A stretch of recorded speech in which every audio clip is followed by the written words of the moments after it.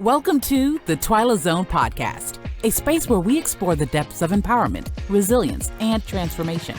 I'm your host, Twyla Garrett, and I'm thrilled to embark on this journey with you. So whether you're seeking inspiration, guidance, or simply a moment of reflection, welcome to the Twyla Zone podcast, where empowerment meets transformation, and every story has the potential to ignite change. Let's embark on this journey together. Are you ready? Let's dive in. Well, thank you, everyone. Today, welcome to the first Twyla Zone podcast. I am more than excited to have this guest here today. Not only is she a bad woman in business, but she's my dear friend. Her name is Heather Cole, and I cannot wait for you guys to hear what she has to say. Today, we're going to talk about the imposter syndrome and why we have it, how do we eradicate it if we can, how do we deal with it, and how do we recognize it. So with any issues that you might have, I want you to realize that this podcast is here to actually kind of motivate. You know, my whole goal of doing this was to make sure we can take people to another level, not only mentally, spiritually, but physically. And then also recognizing, especially people in my industry, meaning professional entrepreneur women that are struggling every day to try to figure out if they belong, how they got there, how can they stay there. That imposter syndrome comes up every single moment. So today's conversation is important. I want you to kind of embrace it. We're definitely going to have Heather back because you don't understand, not just only does she teach this, coach this, but she has a phenomenal business that she's navigating through it. So without further ado, I want to introduce Heather Cole.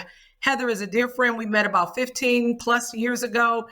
And what we do now is we get together once a year and we kind of mastermind. And when we were together a couple of weeks ago, imposter syndrome came up, and we always have it. It always sneaks in. And one of the things I asked Heather is, how do you navigate it? How do you even, recognize that that's what you have, or you just feel that it's a weakness? So before we go into the topic, I would like for Heather to introduce herself, tell her a little bit about her background, and then we're going to dive into how Heather even got to this topic to begin with. So Heather, introduce yourself. Thanks, Twyla. And I am so excited to be your first guest. I am so excited for you. I'm like honored. But yeah, so as Twyla said, I'm Heather Cole. I have been in the tech industry actually for my entire life, literally for over 40 years. I was born into the tech industry. My parents had a software company. And being a woman, and the company I have right now, Lobster Solutions, is in July, will celebrate 20 years. And we help companies with their analytic budgeting, business intelligence solutions. And I don't know any of it. Being a woman in technology 20 years ago was a whole different world. This is pre-Me Too. This is like, people have been, literally, I kid you not, I would walk into a business meeting and men would give me their coffee. Like, oh, wow. I take 2 lumps of sugar with that. And I'm like, wait, what? No, not going to be in your coffee. I'm here to solve your problems, right? And like in that world, and being a woman-owned business, back even 20 years ago in the tech space, that imposter syndrome was crazy. Like, it wasn't just the imposter syndrome, which is that voice in your head. You guys know it, the one that says, who do you think you are? You don't deserve this. You can't do this. You don't know what you're doing. Like that voice, if you've ever heard it. In the tech industry about 20 years ago, it wasn't just the voice in your head. It was the voice in the people's head around you that were like, literally saying that. And so it really started a road for me that took me just not doing just our tech stuff, but started coaching to help others, especially in women that are in finance or IT, to deal with that little voice in our head, because I do believe our biggest hurdle in business, and actually in life, in all aspects of your life, is that voice. When we learn how to embrace that voice and to use that voice, it might sound a lot like my mom. I don't know about you. Like to embrace that voice and realize it's our superpower, it's game changing. Well, you're absolutely right. I think a lot of times it is that voice. We hear it often.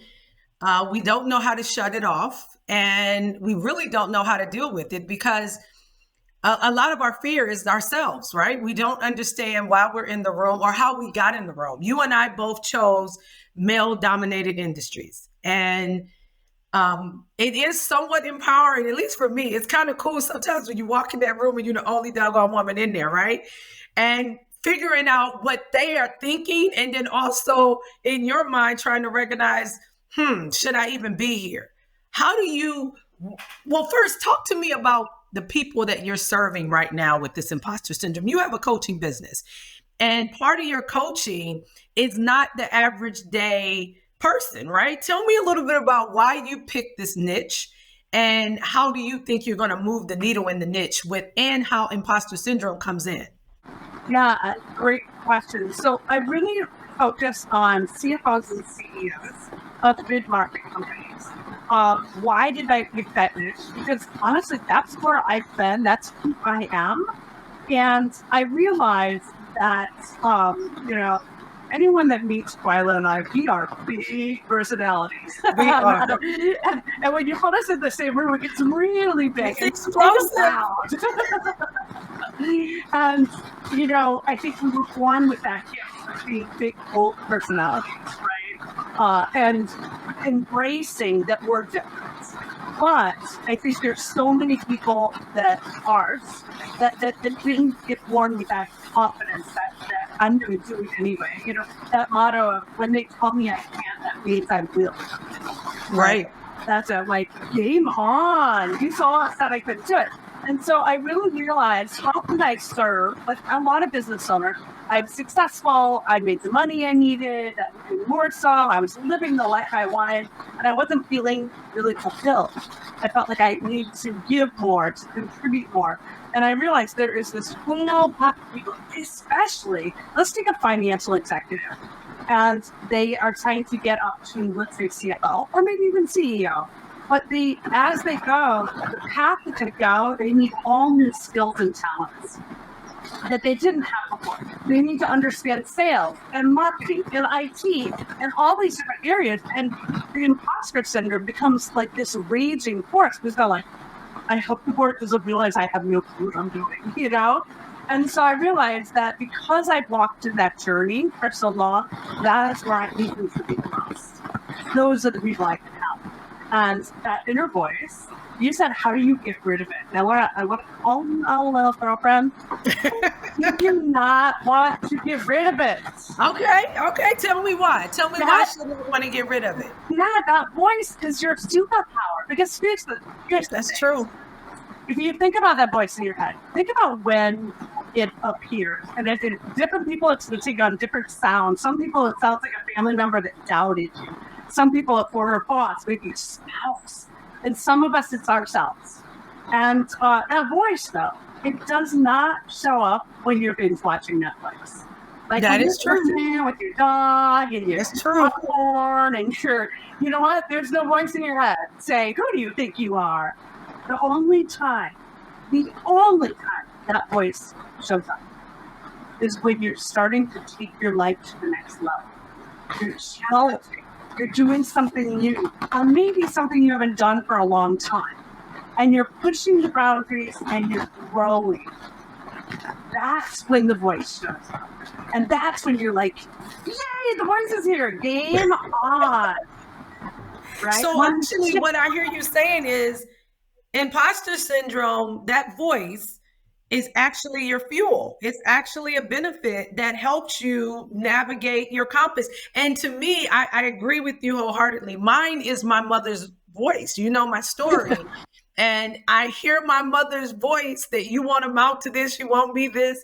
Every single time I'm in a challenging situation and I get frustrated, but I also know, all right, let me prove it. I proved you wrong before. Let me prove you wrong again. Let me go kick some ass. I mean, it's one of those things where it does drive me to dig deep, right? And it's so funny that you say you don't want to get rid of it, because I think a lot of people try to bury their head when they hear it, right? They kind of shrink down and say, well, okay, all right, let me step out of this game. What are some techniques you're teaching your CFOs, because it is a different ball game going from like a controller to a CFO, right? For those people who are out there right now that are controllers and they're inspiring to lead the company's financial picture, what do you tell them? How do you tell them to recognize they can do it, to get in the seat of the CFO? And then what do you tell them about that imposter syndrome or that voice that's saying, hell no, no way, no way, no how? So, I was working with one of my coaching classes, CFO of a nonprofit. And we started very early in our coaching process. We always start to talk about this because everybody asks, right? Especially when I said you were color down, you could get promoted. And the first thing is that people always say, I don't know what I'm doing. I say, I don't believe that's marketing or IT. Like that goes through their head. And I really explained to them, the board, whoever appointed you to the CFO, believed you. They knew your skills. They know you're capable, but they also know that there's going to be a growth pattern and a learning pattern. They don't expect you, like if you're coming to take over and stuff, no, they know that there's some things that you have to learn along the way. And so if someone else to that point, make you in that role, listen to them first. Right. The voice in your head's not steering you the right way. I would say, with every scenario, every experience you have, there's these different nuances. And we get to tell the story of what that is. That voice in your head that sounds like your mother, for example, you're going to be like, that instead of going to hold me back, that's going to be my superpower. Hang on, Mom, right? And so we get to decide the narrative about that. And when you start to realize that you control that completely, you can control things that maybe didn't go quite as planned. I don't like to use that at work, your word. Right, we don't right. have failure. We have learning experience. That's right. Lessons learned for me. I put it on my lessons learned diary. I'm like, okay, we'll do that again. So as long as we're learning to redefine lessons learned, right, we need to redefine what that voice means as well. And so that's the first step, is to say, you know what, this is really true. Have you stepped up every time that you've been given a challenge? Yeah, you have. Okay, so this whole thing doesn't even have a basis in reality for most people. Do you give them any type of visualization or tools that they use to kind of move them in that needle? Because you're right. Look, we've been in positions where we're the first, and so you got to do that prep work. Tell me a little bit about in your coaching. What do you do for those newly CFOs that are really like, oh my God, they're about to know, I don't know, half of the areas in this company, and now I got to oversee them? First off, I tell them to own it. Okay. So there is a cultural problem in many organizations today. Really? Talk about that. It's a cultural challenge that has to be fixed. And we have to do a seismic shift in most companies today to embrace exploration, to embrace experimentation, because of technology, AI, innovation. Like that's coming down so fast. And we're not going to succeed every time. So you take technology speed and then we're going to fail. And if you don't help show more organization, then it's okay to say, I'm not sure how that works, but let's explore it together and own that you don't know everything. Then what happens is it creates the safety net almost on your teams to say, I don't really know that area. I'd love to learn it. Because at the moment we shift to a growth-oriented culture, is the time that there's like this shift to being able to adopt technology to be more innovative, to do everything. But as a leader, as a CFO, if you're one of those people that are like, I don't want everyone to know I don't know all the answers, I don't want to show that I ever make a mistake, then you're going to create that culture, and you're going to lose accountability in your teams. People will dust things under the rug. Right. They'll be afraid. They'll be afraid to talk to you. They'll be afraid to tell you reality. Is there a time, though, where you have to actually just plow through it? Talk about how you get some of these CFOs to plow through the minutia of that voice any techniques you give them? Because the one thing I know about you, Heather, is that your spirit is always positive. Your glass is beyond half full all the freaking time, right? But how do you talk to those individuals who are somewhat depleted and they haven't figured out that balance every time they step up to the plate? They get there, they truly get there, they get to the CFO level, but it's not, it's like, how do I plow? How do you show them? So, believe it or not, it's a rear mirror. So when we come to where we are, because we plowed through hurdles along the way. Nobody had this, like, I just woke up someday and I'm like, the dream job, the dream life, the dream home, like, that doesn't happen. We went through adversity together.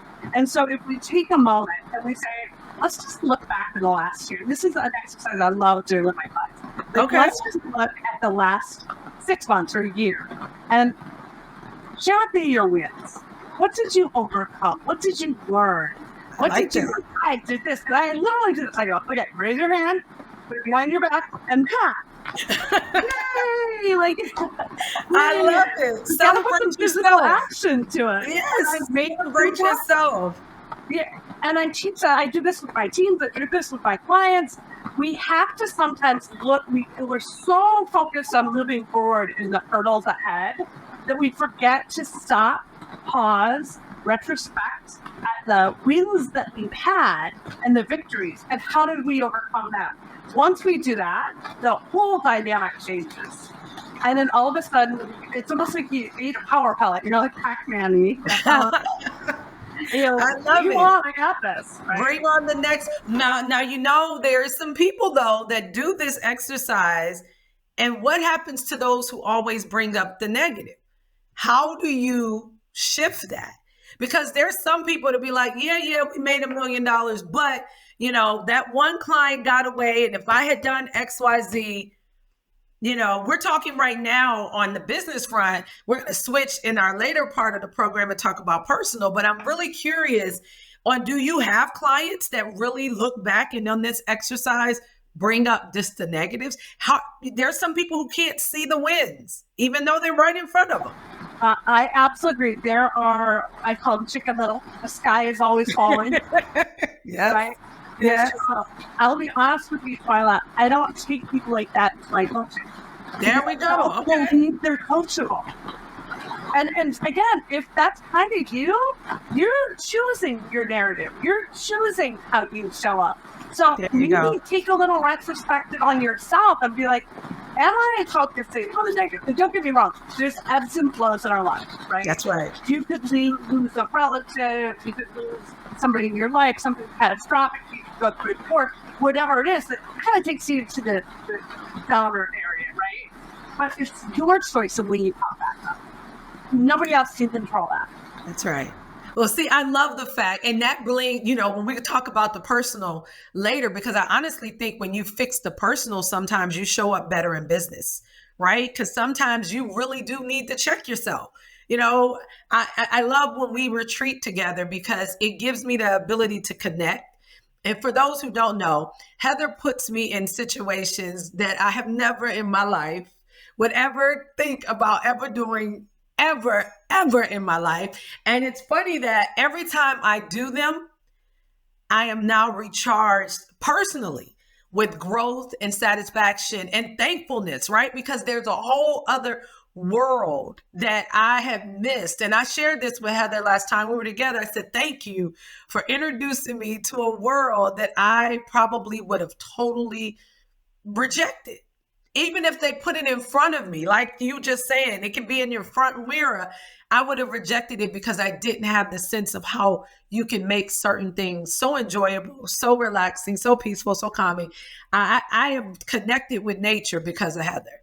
And Heather is the most nature individual. She probably can live outside 24 hours a day for the rest of her life. And she can be on Survivor. So for anybody that is casting Survivor, this is the chick that can pull it off without any problem. Now, my ass would be screaming and going trying to find the cabin.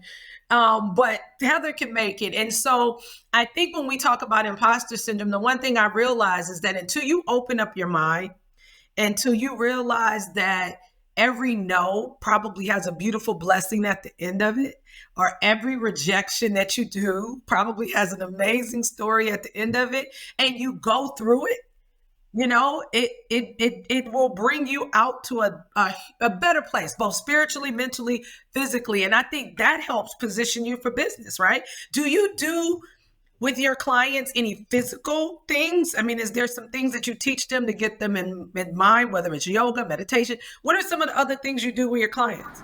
Yeah, you know me, Twyla. I love nature. That's my stand place. That's my church. That's my retreat. I get stressed out. I am in nature. I am more comfortable. Like, I'm an introvert, so I'm more comfortable in the woods with a book and my dog and no people than I am in a big group of people. That see, they don't read that, but in reality, that's my soul, right? And so I do encourage my clients to find what regenerates them.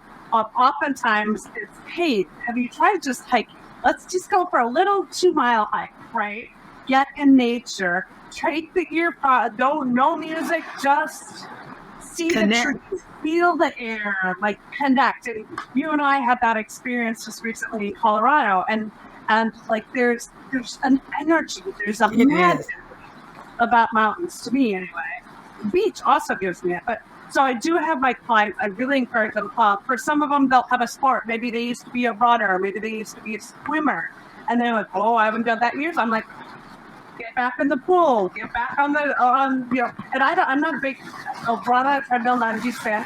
Get outside, just go explore. There's a thing that they call forest feed. Have you ever heard of this? When you're literally just going out in the woods. And it's like designed to re-energize you. So absolutely, I think you hit a good point that I want to reiterate is that to show up at work, we have to have what I don't call it life-work balance. I call it harmony. Balance assumes there's a perfect point, right? And I don't believe there's ever. It's always doing the wiggle board, right? Like, oh wait, well, I'm working harder now. My family might be put on the back burner a little, but I'm going to bring it back. But I think that you have to look at that. You've never seen the Wheel of Life, right? Where it has finances and friends. And if you haven't done that, people go Google Wheel of Life, fill it out for yourself, and just see, where are you? How in harmony are you? But I think that you have to have all of it together. There's health, right? If your health goes, you're not going to work very well, right? You're going to be limited. If your finances are in the tank, you're going to have challenges. If you got your identity stolen, you're going to have challenges at work. But we have to keep all these things kind of in harmony to be able to really accomplish our big goals. Well, it's funny. I have a couple friends that are CFOs, and I remember when we had just a couple of drinks at the house one day, and they said, my financial picture is absolutely horrific, personally. And I am struggling how I have become CFO of a pretty large firm. So I bring to you this question, Heather. So how do you show up, right? When there are some people who are much better managing other people's assets and finances than their own, right? But they are ideal candidates for that CFO position. How do you deal with that? Because that right there will bring an imposter syndrome every day. When I show up and I know I'm almost on the brink of bankruptcy, right? If somebody says I'm terrible at home, but I'm managing the $20 million, $50 million company's assets, budget, how do you deal with that? What do you recommend? It's kind of like the cobbler's son does not choose, right? He spends so much time and energy in being successful and achieving at work and being the best that sometimes we neglect our own home fronts. So I think that's common, and that goes back to you gotta try and keep it in harmony. If that's you, and by the way, I know a lot of CFOs in that position. Really? Oh, yes. Well, I'm glad if they're listening today, so you're saying it's not uncommon. Not that uncommon. And so I think, again, it's like, are you focusing too much on their success? You're putting your own success in jeopardy, your long-term success. I'm amazed, how many people are like, oh, you don't have a lot of retirement because we're paying for our 30-year-old kids and doing all like, wow. You and I were talking about this. The true CFO would be like, cut it no. off. Look, you know my philosophy. When I go to work, everybody in the household better go to work too. Ain't nobody else sitting in bed. I'm like, take care of these grown folks. So yeah, it is. And I wasn't shocked. Being a finance person, an accountant by trade, I know that there's a lot of times people are struggling to get that ladder, right? They're climbing that ladder. And they feel like if I don't get there, then I won't have XYZ. But then when they really do look in the rearview mirror and they look at themselves and they look at their home, it's a huge shock. Yeah. And they can't, they feel that it's the all day imposter, right? All day imposter. You're impostering in your life with your family and you're an imposter at the business. You know, what would you say to individuals? What would be that way to say, okay, recognize it? Is it getting coaching or is it, you know, what can they do? What's the next steps for those who might be listening and like, everything they're saying is me. Where do I go? How do I find a Heather? How do I find Heather? So I think the first step is to self-assess. And I actually do this at least every quarter in a lot of areas of my life. I stop and go, okay, what's been working for me? What have I been deficient in? Like maybe I kind of let working out slip off the bad way. Okay. And like, you know, every quarter I do this like inventory kind of like, right? No different thing yet in finance, you do a balance sheet. Right? You look at your balance sheet. How are we doing this quarter? Like, where are we? You look at our P&L and our balance sheet and our cash flow. Do that on yourself. Look at what areas of your life are doing well, and then maybe where you need to like cut back one area to give time and energy to another. Right? You could be the most successful executive and be failing at your family, right? So, like, there's gotta look at that part. So, the first thing is self-assessment, and like you said, what a really easy way to do it. Go Google the Wheel of Life and start there. Okay, the Wheel of Life. I'll put that in our link so that everybody can go to that. So, I'll put it in the link because I think that's key. I've done it a couple of times. I'm like you. I reflect every 6 months and I course correct and I recognize my failures. I know when to get out. I know when to cut bait and be like, the hell with this. I'm out of here. so I wanna like exclamation point that you know when to cut bait. That is one of the biggest challenges that people I work with have is learning when and where to say no. You cannot accomplish your biggest audacious goals without saying no to something. Like if you are like, hey, I feel like I'm not getting traction as fast as I want to all my goals, it's probably because you're saying yes to too many things. Any top athlete, right? Take I don't know, Michael Phelps, Michael Jordan, like any top athlete in their lives, they said no to a lot of things. They said no to partying every night in college because they had 5 a.m. workouts. They said no to all the junk food stuff because they had to keep their bodies clean. Like, they were saying no to so many things to get to that top level. And part of that reflection every quarter is, wait, what am I doing that I probably should not be doing? I can delegate it, I can eliminate it, or I can like outsource it, right? There's so many things in our lives that we can do that with so that we can keep going while we're going. And that's going to help you as well because imposter syndrome also rages when you feel overwhelmed. Okay.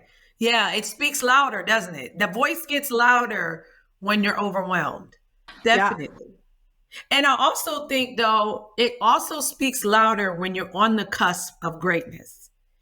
Right. And I would love for you to talk about that. For me, you know, this year seems to have been such a phenomenal year and it will be an amazing year for me. And it's starting off where my voice got louder and louder as I was getting closer and closer to accomplishing and checking off some of my big goals, or at least making sure I'm moving towards them. The voice kept getting louder. What are you doing, Twyla? What the hell would you do? Why are you wasting this money? Why are you spending this time? Talk to me about that. When the voice gets so loud, do you think you're on the right track, or do you should be like, okay, fine, I give up, I hear it? So not only when you get really close to that, not only does the voice in your head get loud, but sometimes the voice of people in your circles get loud. I don't know if you've ever had this, that we all have some, they're trying to protect us, right? Maybe it's your parents, maybe it's your spouse. They don't want us to work really hard and fail. So they're good-hearted, they're trying to protect us, like, are you sure you really want to do that? Or are you sure you really have the skills to do that? So it's not just in your head. As you get closer, it's the surrounding voices start appearing, or we hear them more. Great. And I don't think, like I said, I think they're coming from pure heart to try to protect us. But it also, and this is where proximity of circle is so important. This is why I love getting together with you, Twyla. And actually, we should try doing it every 6 months. Yes.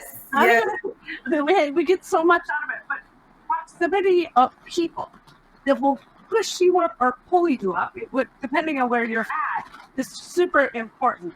And that is because that last mile is the hardest mile. Right?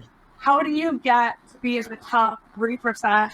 You do 97% of what other people will not do. And so you need to surround yourself by people that says, you're almost there, let's do this.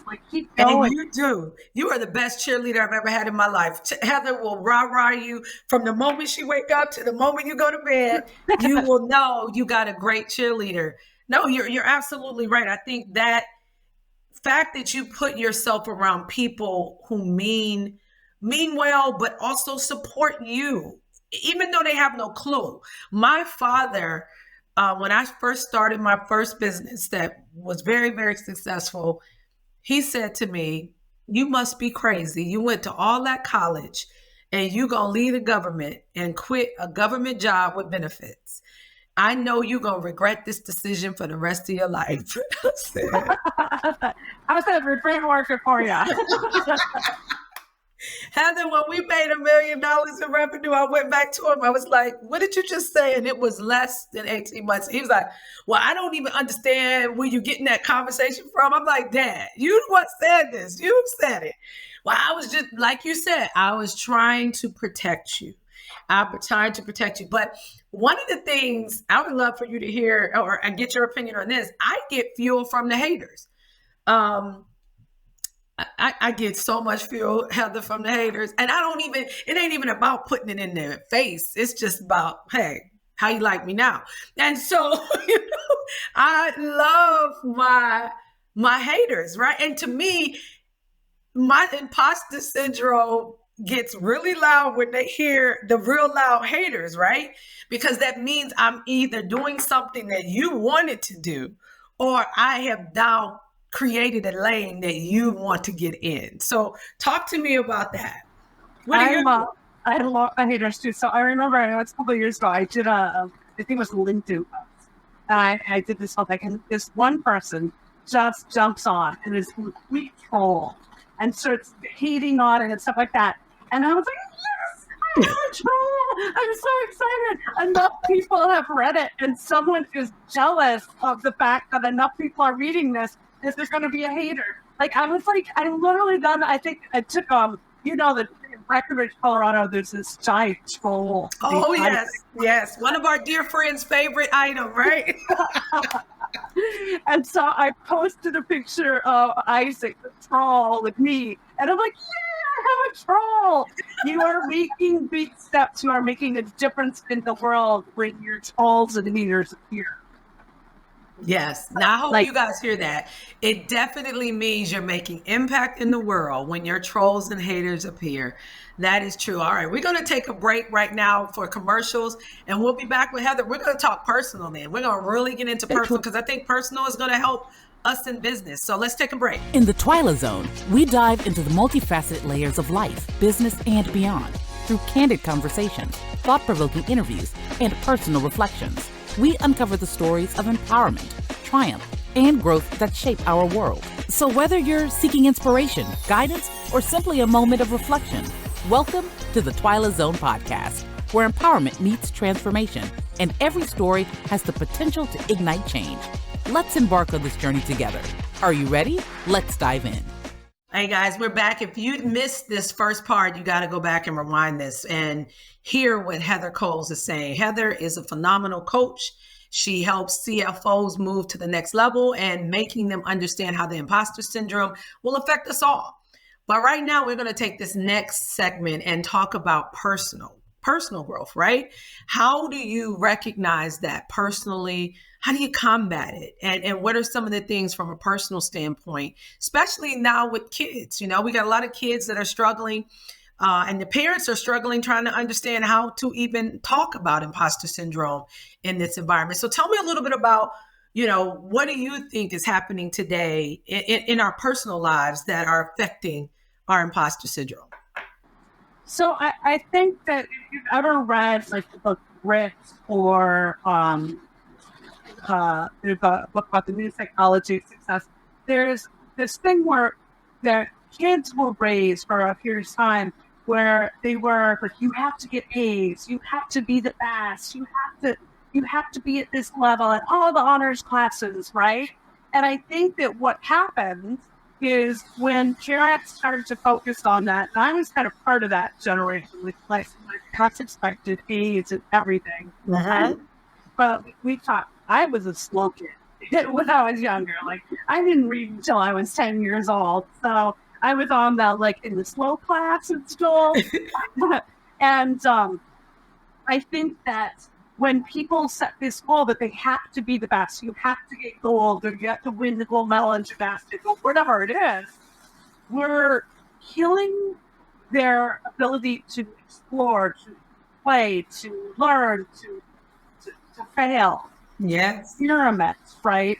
But if we instead of honor, hey, you got 100% good job, but like, hey, I really honor you tried really hard on that exam.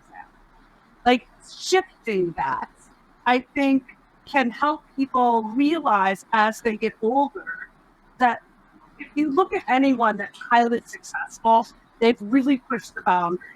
They weren't always the best. Like you hear stories of Michael Jordan, he never made his high school basketball team, right? Like they overcame that. But creating the environment for your family members, especially your kids, that it's okay as long as you try. We're not all going to be great at something, but explore it, see if you like it, and get the skills that you need. But then find something that's your passion, right?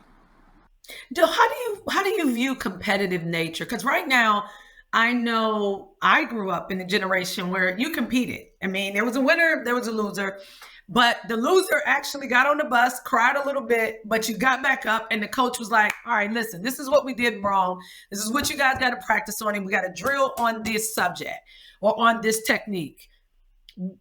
What happens now where I've been a sponsor, my company has sponsored a couple of kid leagues, and I was shocked. I show up and everybody got a trophy. And everybody, and I was like, well, what happened? Who won? Who won the game? I mean, I was sitting there going, who won? Who won the game? And they was like, oh, no, everybody wins. And I was like, oh, well, that's an interesting scenario. Y'all give a trophy. So, you know, I got some Gen Zs coming on in later episodes and having some conversations about, you know, how parents have raised them and what they think now and entitlement and all that good stuff. But what do you think? I know my competitive nature helped my voice, my imposter voice. And not that I want to, you know, I do want to kick ass when I come to the game and when I come to the table. I want to do my best, you know, and my level of kick butt, it might be not a winner, but I've kicked butt because I've done what I said I'm going to do. So how do you think, and what do you think about that? So I do not believe in participation trophy. Okay. I think that what you're doing is you're taking this great environment where we can have friendly competition to make each other greater. And you're leveling it so there's nobody that like, I want to win. Now, I think there's a balance, right? Like you saw recently on the women's Final Four, right? In the final game, the coach of South Carolina thanks, you know, the Iowa player in the park for raising the whole game.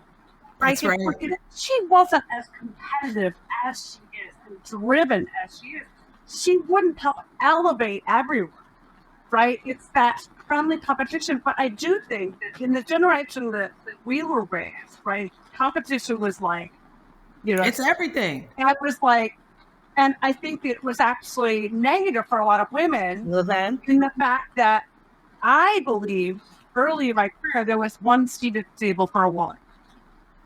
Absolutely. I echo you. That. They told I was like, I got to beat Twyla because there's only one seat. Yep. And in reality, there's plenty of seats. The whole table could be women. The whole table could be minorities. We can make the table bigger. Exactly. I was about to say, you break the table open, you have those leaves in tables at the dining room. You got the leaf. Well, you can put the leaf in and keep expanding and expanding and expanding it. But you're right. We were always taught there's only one. It's only one. And I think that, unfortunately, we still kind of see that when women kind of go.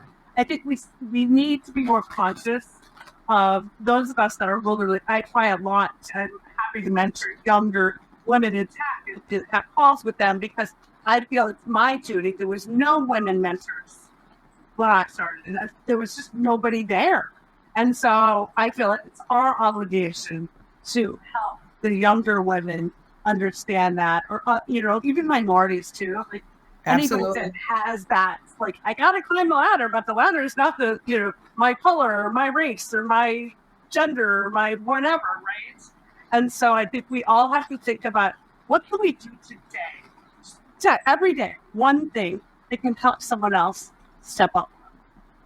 I love that. I have a mastermind group of women that I met at a WOW summit some years ago. And the beautiful thing about this mastermind group, we talk about that ladder a lot because some of those individuals are C-suiters and they're having problems, right? And one of those young ladies said in our call Friday, she said, Twyla, we have to hit the elevator and go down to zero and pick people up. And I love that. And we were talking about specifically, and I would love to hear your opinion on this, board positions where there really are women of color, yes, but women, we want women at the table of these boards. What do you think? Because sometimes you see women, they do get there because there's been a voice and the people have heard the voice. So they'll put one. But I love the fact that we got to hit the elevator button, go back down to either 0 or 1, pick somebody up and bring them back up to the seat, right? When there's a board position open, why not go down on that elevator and say, you know what? I know Heather and she will be a kick butt on this because she knows this, this, and that. So tell me what you think about that. So I think California was one of the first states to actually enact code. I can't remember the code section, but that's by a certain date, they had to have a certain number of women on their boards to do publicly traded. And I'm like, that was amazing. Because unfortunately, as much as we'd like to think things will happen organically, they don't always happen organically. I mean, they will not. Go back to civil rights, right? That's right. We had to have laws before. That's right. You have to have the push and the fight and the regulation in order to enforce it. Yes. And so I think that there's been a good shift where that's starting to happen, right? There is no reason why in today's world boards aren't comprised of almost the equal distribution of men and women. We think differently, we process differently. We are like the hunter-gatherer concept, right? Women are like, I'm watching all these things, and then are like I'm biologically wired to focus on key things, right? And so I think that diversity, and then also diversity in backgrounds, right? Yeah, absolutely. That's where the creative ideas come. Like you and I said, and we laugh about how different our upbringings were. Like that's what gives us creativity on how we can help more people, right? Right. And you bring those individuals to the table and you try to show them, because I know you have a foundation or a group of individuals that you and Gary help, and Gary's her significant other, husband, right hand. But I love when you told me how that foundation work is putting people out of the element, right? That imposter voice that some of those kids that you guys help is such a weight on them. I was that kid. I was that kid that needed somebody to say, hey, I know you got this weight on you, but I need to move it. So while we talk about personal, talk about what you do in that and how you try to open up the mind, connect them with not only themselves, but nature to bring that inner voice up and trying to knock out the one that's hitting them down where they're down. Yeah, and I think it's a matter of getting people out of normalcy or that, right? So if you grew up in inner city Chicago, your normalcy, normal world is L trains and the hustle and bustle of the city. And I actually remember when we were kids, my cousin lived in the city. We lived way out in the country, like way out in the country. And she'd come out and she'd go lock all the windows and all the doors, and she'd like all freaked out. We're like, we can lock our doors around here. Like we like nobody's coming up this far, right? But like getting people into that comfortably uncomfortable zone where they can learn new things, right? Whether it's taking a city person and bringing them in nature, I think that makes us develop new neural pathways. Now, with the youth that Gary and I work with, we have them to vision boards.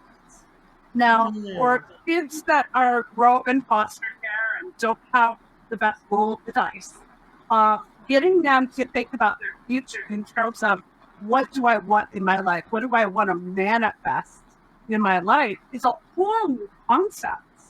And watching these youth, we would have them to vision boards and band mentors that would work with them. And they would put like, oh, I want to have a car someday. And they wouldn't put a Ferrari on there. They would put like a 1995 Honda Accord. Like that's their dream car. That's a dream. But For a person who didn't have it, that's a great dream. Right? They wanted something reliable that was didn't cost much to maintain, that like would go for forever. And so they were very logical about it, right? But then Gary actually came up with this idea, and I love it. He challenged them to actually don't sit their butt in that car. So to go with their mentor, to go to a used car dealership and sit in that car and feel it. Visualize it. And smell what that car smelled like. And if they have their driver's license, to drive that car. Because once you do that, once you go through that motion, right, now your body knows it can happen. Like your mind doesn't realize that you don't actually hold that car. You know what that feeling is and that freedom is. And so I think that all of us have their teams in your companies do vision boards. Like, want to get personal with them, find out what their goals and dreams are, and help them accomplish those. We did this with our team, actually. I did a high-performance coaching for anybody in our company that wanted it. At least one employee at grapple was to buy a car with no car warranty, attached, a brand new car. About a year later, she left the company. And a year after that, she texted me one day. She got her car. And I was like, oh my God. She's like, it's because of you that I accomplished. So being able to do it, and guys, it's not about how do I do it? Just start with what? What is it that your vision is? And then try and take yourself and experience it in small doses. You want a dream house? Drive by the neighborhood so you want to live it. That's right. And that was me. So, my vision board started mentally because when I was a little kid, we were bused. And where I grew up, there was really not a lot of grass and parks, and there was none of that. So when we got on the school bus, we went to the other side of town and I saw grass and garages, and I was like, I want to live in that. So every day that bus ride was my visualization that one day I'm going to have a house with some grass and they got backyards, and I know we ain't got no backyard, and I'm going to make sure. I mean, I saw it and I visualized it, and that's what I wanted. So you're absolutely key on that. One of the things we do too, and I stress my employees, is called my most important questions. I get 3 most important questions. How can I have an experience that provides growth and then enables contribution to the world. Right? So those are my 3 questions I ask in an interview. And every year when we get together, I say, and it's not about the business. It's not about Twyla. It's not about design or construction. I want to know, what are your most 3 important questions? What is the experience that you want to have that I can help you create? What is that going to do to grow you moving to the next level? And then what contribution are you going to be able to manifest or put into the world? Right? Because it's all about world. It's all about, what do we leave here? We know we're going to leave here one day, and a legacy, at least in my community, it's rare that we talk so much about it. And that's part of this platform. I want to have you back when we talk about legacy and creating legacy, especially those first time everything, first time graduate, first time business owner, first time successful, maybe millionaire, whatever the case is. What does that now do for you to do your legacy and your contribution back to the world? Heather, the last thing I want to ask you is, what gives you joy? What really excites you? Because every time I'm around you, you are an amazing influence for me and a breath of fresh air. So what brings you joy? That's a great question. I mean, a lot. Obviously, nature brings me joy, but if I had to pick one thing, it's being in proximity of other like-minded people that want to make a difference. There are plenty of 9-to-5ers out there. We all know we have friends that are like that. They're like, wait, you're spending your vacation time to go to a conference to learn about blah, blah, blah. They think I'm nuts, right? Being in proximity and meeting people. So in my life, I've met the most important people in my life. All of them, like closest friends at conferences. I know, you got to speak on that real quick, because she finds these amazing individuals at conferences. Like Twyla. Yes. But like, if you're putting yourself in proximity with other people that are trying to do great things and trying to go down a path that you want to go, you're automatically going to have a common threat, right? But so I always say, when you walk into the room, scan it, because the person that you sit next to might just change your life. Wow. I love that. I love that. Well, everyone, thank you. Thank you, Heather. I'm so grateful that you were my first guest. You will definitely be back. Heather is changing the world. Yes, you always at number 1. But I want you to leave behind, because there's some CFOs that are listening. There's some controllers that are listening. There's businesses that need your help. So please tell them how to get to you. Give them all your social media so they can follow you. Please take it away. Great. Yeah. So Heather L. Cole on LinkedIn. You can put the L on there because there's a lot of me otherwise. I'm based in Seattle, Florida, so you can find me that way. Heather L. Cole.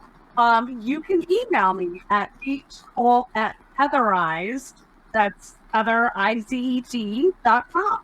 And let's talk. I'd love to have a chat with you on what your biggest challenges are, and maybe resources help you get going down the path. And if you're interested in coaching, we can explore that as well. But my one call to you today is to go do one pay it forward. Go find one person and either connect them to somebody they need to meet, to do something to help them accomplish their goals, and then speak no to how it feels.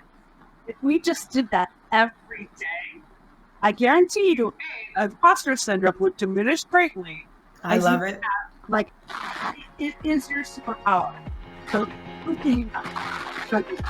I love it. Everybody, Heather is giving you your call out. Make sure you go out and affect someone else's day. Make it positive. Leave something behind. And she's absolutely right. Your heart would be so warm and filled that you can't wait to do it another time. So thank you again. I'm looking forward to making some moves in this podcast by making sure we can inspire, motivate, and then just educate. That's our goal. So thank you again, Heather, for being with us today, and we'll talk to you guys soon. Our pleasure. Thank you, love. Thank you for joining us on this episode of the Twyla Zone podcast. We hope you found inspiration, insight, and a renewed sense of empowerment. Don't forget to subscribe to The Twyla Zone on your favorite podcast platform. If you have a story to share, a topic you'd like to explore, or simply want to connect, we'd love to hear from you. Stay tuned for more empowering episodes coming your way. Until next time, embrace your journey, embrace your power, and remember, you are capable of incredible things. Take care and keep shining.